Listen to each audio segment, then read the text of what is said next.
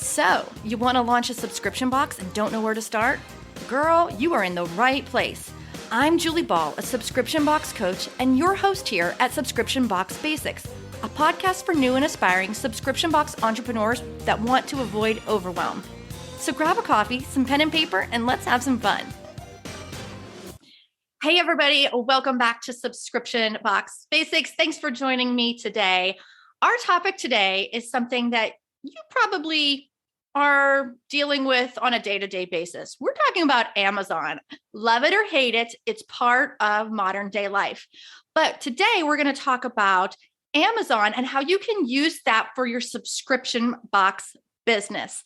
I have my friend Kathleen on with me. Kathleen is an Amazon expert seller, consultant, and teacher who helps small businesses grow their brands and scale their sales by selling on Amazon. Kathleen, welcome to the podcast. Julie, thank you so much for having me. I'm so excited to talk with you about Amazon today.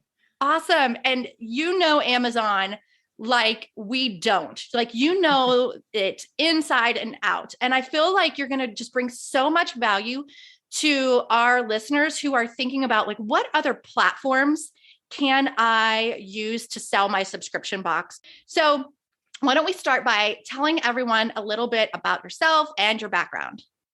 Sure. Yeah. So my name's Kathleen Kobel. My business is Masters of Marketplace. And, like you said in the intro, Julie, I've been teaching, consulting, and I also have a full service agency where we help brands grow on Amazon. I started selling on Amazon over 10, 12 years ago now, right out of grad school, way back when Amazon, you could only sell books on Amazon. That's how long I've been selling on Amazon. So I started selling my old grad school textbooks because I needed some extra cash and I was broke because I went to grad school. So, so I started that, and they just sold so easily. I was actually very surprised at how easy it was to list them. And then they sold, and all of a sudden I had $500 that I didn't have before. And I'm like, wow, it seems like there's a lot of potential there. So at the time I was working for my uncle, who's an entrepreneur, who I'm just so grateful that I was able to get that position in the first place out of grad school. And, so, he had a couple different businesses that I was helping him with, and he had recently launched a supplement business. And so it mostly was direct mail. And then we moved it online. So one of my ideas after seeing how successful, my book selling on Amazon was I approached him and I said, hey, can I sell your supplements on Amazon? No risk to you. I'll set it up. I'll figure it out. So I took courses. I went to a conference. I figured out, how to set up new product listings on Amazon. And so we launched his supplement brand. And within 3 months, we were doing 6 figures a month. It just grew really, really fast. And so, again, I was just surprised by the impact. And, I don't want to say how easy it was to sell on Amazon, because this was 12 years ago, right? It's not quite as easy anymore, but just the potential, right? The amount of customers that are on the platform that are already there searching for things to buy.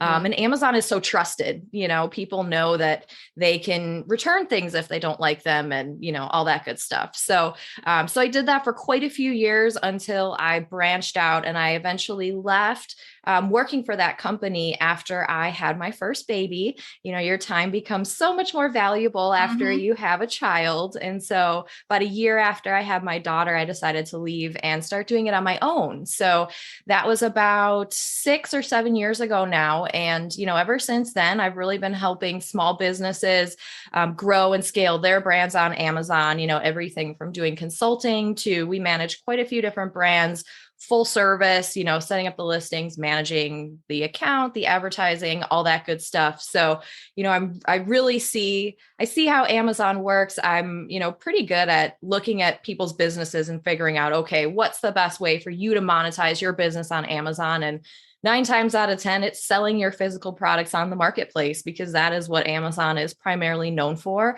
and where customers are going to shop. They make it so dang easy to press that add to cart button. They do. One button, and you can buy anything. I know, right? Well, and that was a great introduction. I think that you were the first person I ever met in the entrepreneur space that focused in on that Amazon niche. And we met years and years ago through the Boss Mom circles. And ever since then, you were top of mind anytime anyone asked about Amazon, because I was like, you have to have like someone mentor you through that, I feel like. And so I'm really, really excited to have you in our corner and to have you on the podcast. So tell us about like, how are people using the Amazon platform to sell their subscription boxes? Yeah, so there's a few different ways that people are using it. I think the biggest and the primary way right now is that Amazon actually has their own category just for subscription boxes. So you can go and submit your business and say, I have a subscription box. And, if you look around, Amazon doesn't make it easy to find, but if you put subscription boxes in their search bar or even in Google, you can find the category itself and kind of browse around and see, everything from subscription boxes for t-shirts to food to pets to clothing, candles, underwear, like you name it, it's on there now. And so I see a lot of small businesses and large brands too, that have set up subscription boxes specifically on Amazon, to sell the boxes and to grow their business. The other way too that you can use it is to sell your products separately. So then you would just go into a different category and sell. Like I have one client who she has soaps in her subscription box, but she also sells the soaps separately. So there's kind of a couple different ways you can get creative with selling the boxes, but then also the contents that are in the box separately. That makes sense. So how does it work if you have the recurring subscription model? So for example, Sparkle Hustle Grow, I renew everyone on the 15th, and then we ship the boxes at the end of the month. So they arrive at the beginning of the month. How does that work with the Amazon setup? So it's very similar. Once you are a seller of subscription boxes on Amazon, you can either create a model just like yours to where you have everything comes in, gets processed on the same day, and then you ship out all of the boxes on the same day. Amazon will let your customers know that. That's option one. The other option is that you could have like that rolling subscription, and you can still ship out, and say, your time frame is between December 15th and January 15th, and anyone who buys then gets the first box, gets it shipped out, and then the next one is 30 days later. So depending on what works best for your business model, you can either do that set day for every monthly subscription, or you can do it on a rolling basis, which is kind of nice that Amazon gives you that option. Yeah, for sure. Because the first thing I thought of was like, I can't ship out within 2 days, because everyone thinks like immediately Prime shipping. So that's not a requirement then? No, it's not. But that's specifically for subscription boxes. So, Amazon is, sometimes they really accommodate sellers and sometimes they make it very difficult for sellers. And I was actually very impressed with how easy Amazon made it for when they opened the subscription box category, because it's only been open for like 3 or 4 years. Okay. So they initially didn't do it that way. And I think they got a lot of pushback from people being like, no, this is how a subscription box model works. We ship once a month, so make it more complicated. So then Amazon adopted it. So now you can choose. So I thought that was innovative-ish on Amazon to actually accommodate small brands like that. But, they're always changing. So if you get into the program and start selling, it's always best to give them feedback and let them know when you're happy or not, because I really do think they listen and they'll adjust based on, what their sellers are telling them. That's good advice. So you could actually speak with someone or work with their customer service and provide them feedback. I would think that a platform as large as Amazon, that would go unheard, but I'm so glad to hear that they've listened to the subscription box industry and kind of tweaked that so that it fits our model rather than us having to fit their model. So what do we need to know if we want to list? Like, obviously there's going to be some fees involved and like a setup involved and stuff like, so what do we need to know? So I think the biggest thing to know are fees. I think a lot of people are scared of Amazon fees, and rightfully so, because they take a lot of your money. They just do. That's why they're one of the biggest companies in the world now. So, your main selling fee every month is going to be $40 a month. Every seller has to have that, whether you're doing subscription boxes or selling your one-off products. It's $40 a month for a professional seller account. And then after that, really, especially for the subscription box category, category, it's a little bit different because Amazon actually does not allow you to use Prime fulfillment. They need you to be able to ship from your location or from your warehouse directly to the customer. So you're actually bypassing that Prime option, which, again, is different for other business models, but for the subscription box, I kind of love that they do that, because then you're not competing with, this other company who's getting their boxes to Amazon to get that Prime badge. Mm-hmm. Amazon just doesn't offer that for subscription boxes. Cool. So I kind of like that. So that means that, your shipping and handling fees and your pick pack fees, those are all already internal to whatever you're doing.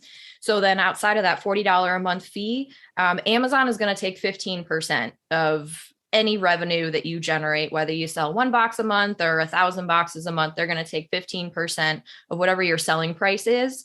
And then after that, that's about it. Again, it's a little bit different if you're storing inventory at an Amazon warehouse, if you're using their fulfillment services, but it's really that $40 a month fee to have the account.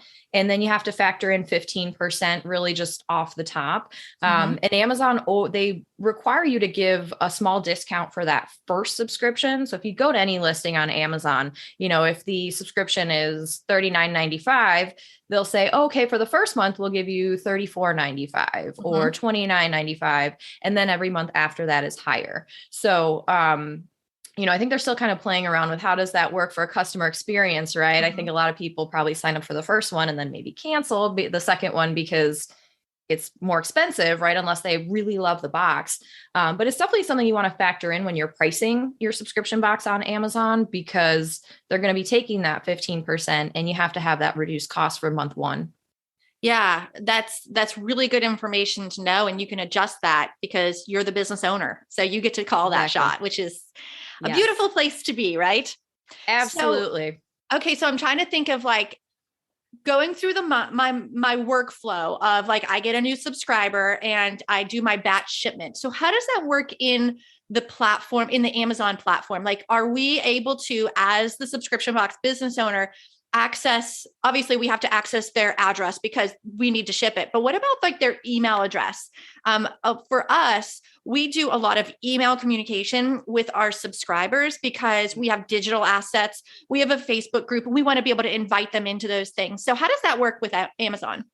Yeah, I think, Julie, that is one of the biggest downfalls of selling on Amazon is that, you get their address, of course, because you have to ship it there, but you are very limited in how you're able to use customer information and their data because Amazon wants to keep their customer on Amazon. So, again, even if you're not selling in the subscription box category, very restricted on what you get.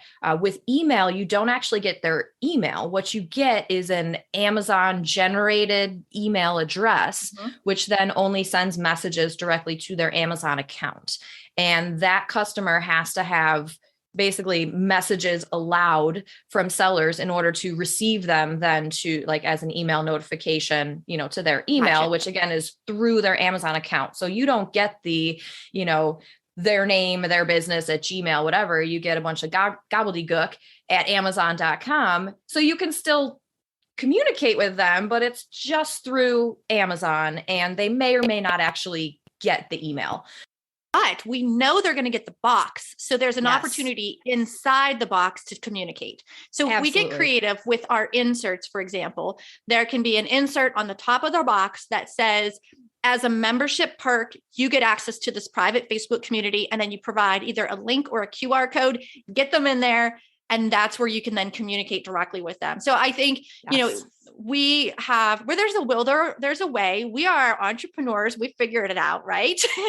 So when there's something that feels like a downfall or a limitation of the platform, it's just, we got to get creative. How are we going to have that? How are we able to get that one-on-one communication established outside of the Amazon platform? So I can see it as a challenge, but nothing that we can't overcome, right?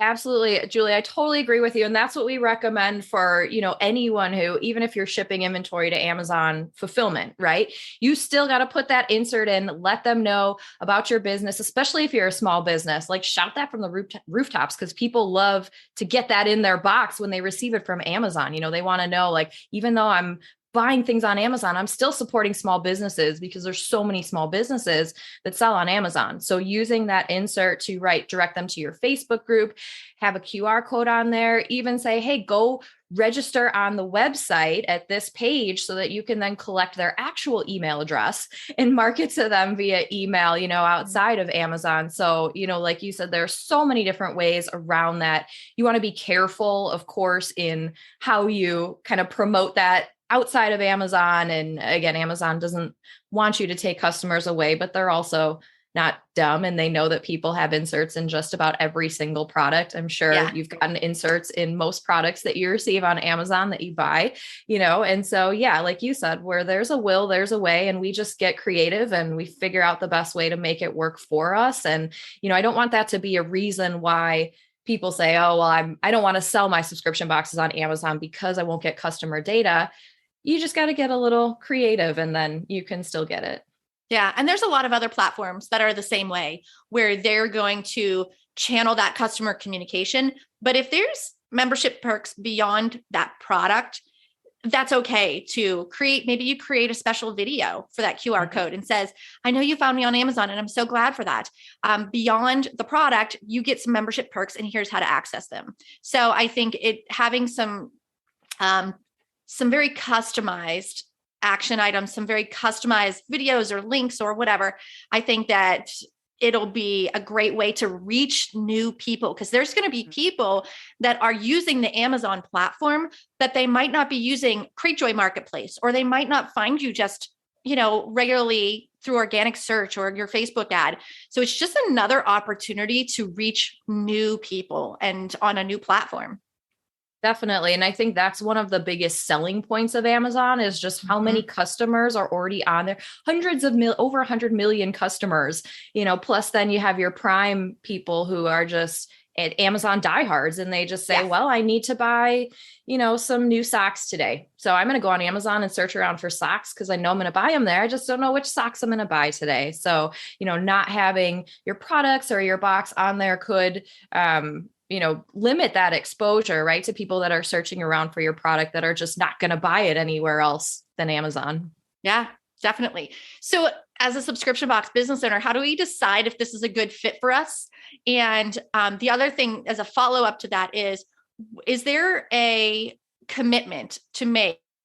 Like, can we just jump on, give it a try for 30, 60, 90 days? If it's not working out for us, then we just cancel that monthly membership or that monthly seller's fee. Tell us what that looks like. Yeah, no, you're right on. Exactly. With Amazon, once you sign up and start selling, there's no contract or commitment to say like, I have to be on here for a year or 6 months or anything like that. It is literally just exactly what you said. You sign up, you start selling, you see, does this work for me? If it does, you keep going. If it doesn't, you can very much get off the platform. You can cancel your account. You can delete your listings off of Amazon. No problem at all. We've had clients who started and it didn't work out. We've had clients who started and, sky's the limit. Now they're doing amazingly. So yeah, that's the great thing about Amazon is it's not like you're committing to this long extended time. You're also not committing to, a really big investment. So, if you want to decide, is this a good fit for you? I think really the biggest thing is, are you able to accommodate the orders from Amazon? The biggest thing is that you can't use their fulfillment. So as a subscription box business, you already have, or should, I'm assuming, most people listening already have the fulfillment aspect figured out. And that's just really the biggest thing that Amazon is not going to help you with. So I think as long as you have that figured out and you want to try a new marketplace and your pricing works with the Amazon fees, right? If you have that 15% margin, which you can also adjust your pricing, which is, a different strategy. And I do recommend this, with people that I work with. It's like, well, I'm not getting this 15%, kind of shaved off the top on my website. So of course you want people to sign up on your website. First and foremost, that should always be your, number one goal to acquire a customer. But with Amazon, either raise your prices a little bit to accommodate that 15% or not, and see how it goes, maybe even breaking even that first time is fine. And then you start making profit, 1, 2, 3, 4, 5. Right. But I think really to figure out if it's a good fit, it's like, do you have the time and the bandwidth to get started? Do you have somebody, on your team that can help you manage the store? Because you do have to then update your product list every month, right? So there is some back end maintenance. It's like having, whole nother channel open. So I think those are really the biggest things are, the fees, just to make sure that works with your margins, but then also making sure you have the time to devote to updating the listing and marketing on Amazon. Because, you can also set it and forget it. It's like anything. Yeah. The more time and energy you put into it, the more returns you're going to get. You're going to get more customers if you're in there every day and doing marketing and things like that. But you could also set it up and forget it and just kind of see how it goes, right? Because you're paying $40 a month, but then you don't pay anything extra until you actually start selling. So could be a good thing to test if it's something that you have the bandwidth for internally. Yeah. Or the finances to outsource.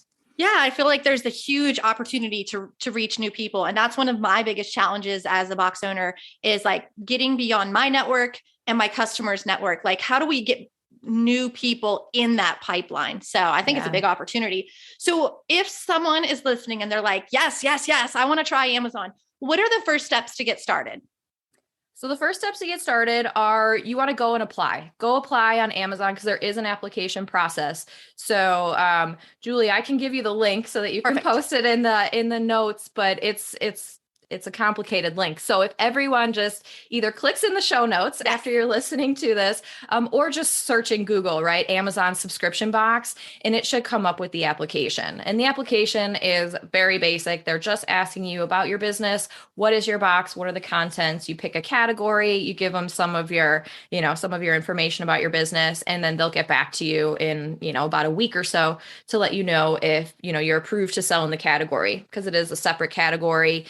Than just signing up for a professional seller account. So that would be the first step, is to, go apply, because you're almost definitely going to get approved. It's just Amazon, being like, we vet all of our boxes and, but yeah, that's really the first step. Go apply, get into the program. And that doesn't make you obligated to actually start. So you can apply right now. And even if you get approved, you don't have to actually start right away. But if you're curious, why not? That's really the first step. And then once you get approval, they'll send you instructions on how to get started. But then it's really setting up your seller account, getting your listing up there, and making it available for sale, publish that. And I know I'm glossing over and making it sound very easy because this is something that I do every day, but apply, get approved, get your listing up, and, see how it does.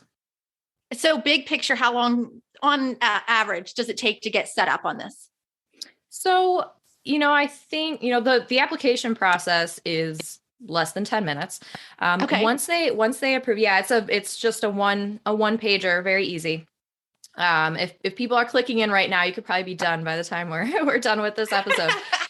But Amazon makes it very easy to get started, right? And then, you kind of hit roadblocks based on what category you want to sell in. Some require a little bit more information than others. They may want to see some like supplier information, where are you sourcing your products from?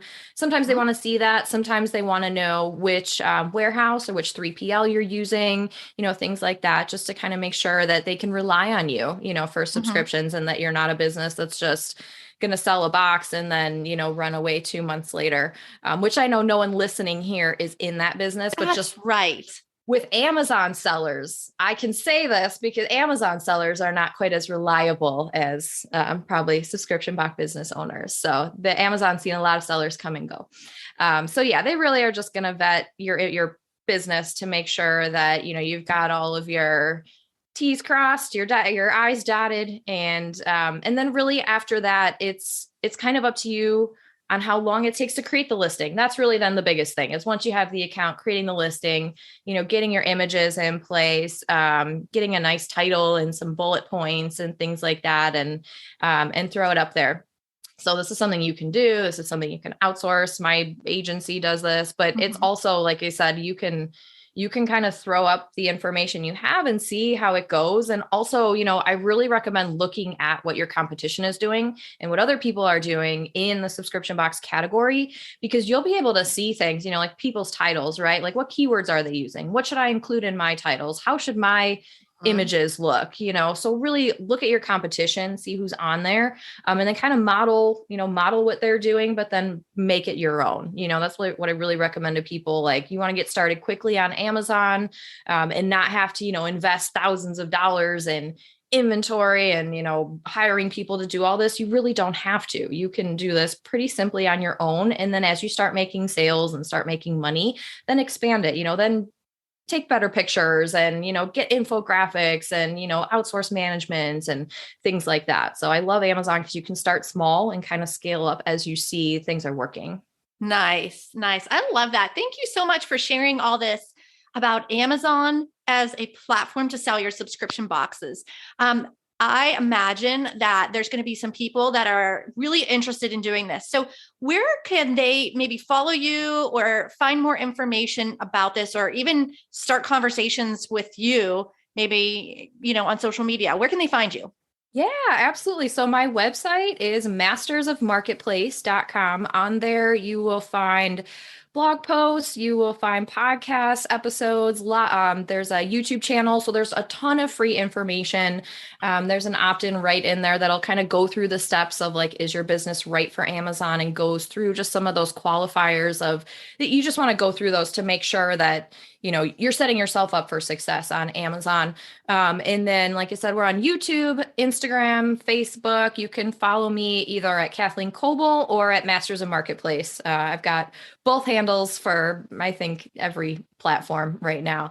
But nice. I'd love to hear from you. If anyone is interested in getting started on Amazon, like I said, just tons of free resources that I have. And then we also do offer done for you services as well, if it's something you're looking to outsource.